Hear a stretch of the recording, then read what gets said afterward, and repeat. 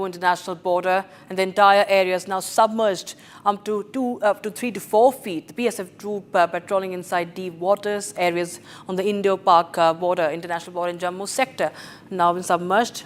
BSF stands tall to the challenge.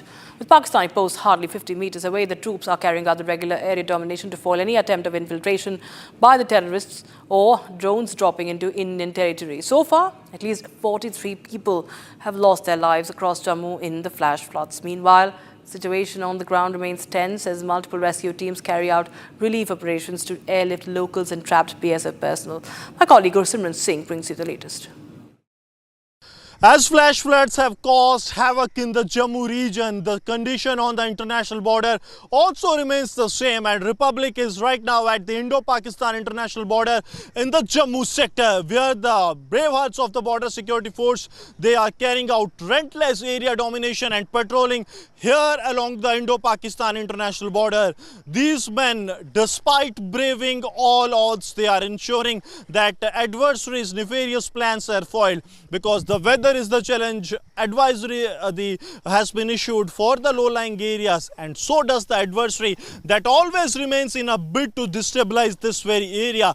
But these brave hearts of the border security force, equipped with the sophisticated weapons, they are carrying out the patrolling in the area that has completely been flooded. It is the Jammu sector of the Indo-Pakistan international border, where the flash flood and the rising water levels have gone to such a level that on the fence area right now where we are reporting from, the level of the water is almost on the knees level. But this does not hamper the security grid that has been put in place by the BSF here at the Indo-Pakistan international border. They are carrying out the regular patrols, keep vigil on the other side, because on the other side is the adversary Pakistan that always remains in a bid to destabilize Jammu and Kashmir, to push terrorists and also to drop the consignments of the drone into the Indian territory. On the other hand, Sarjivan is showing you the Pakistani post with the Pakistani flag and a camera to keep a watch on what India is doing here.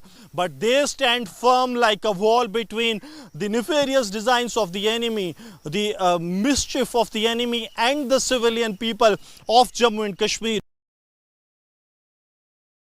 Heavy rains are continuing in the Jammu district, and also the water level is rising with each passing minute. Right now we are at the Jammu Tawi, where the water level has already surpassed the alert mark. Right now, since morning, we have been witnessing that how the water level is rising in the upper reaches of Jammu, and now here at the Jammu Tawi, you will see that the water levels have reached the next level, because in the upper reaches of the Udhampur, we are witnessing regular rainfalls taking place, and also the inclement weather conditions that are making it really very challenging. And here at the Jammu Tawi, the gusty flow of the water is making it really very challenging for the authorities to actually save the lower lying areas of Jammu. Here the fourth bridge of Jammu Tawi, the traffic is now moving with the full flow, but the authorities are also keeping a tab on the movement of the traffic, because if the water level surpasses a couple of feet, so then it will be that the traffic has to be halted. It was here in last one decade, 2024,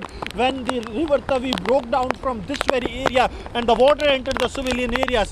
This time also, if we speak of the situation is more or less the same, because the water is increasing with a rapid speed and there is no relief whatever it seems for now for the people, because the water level is increasing rapidly.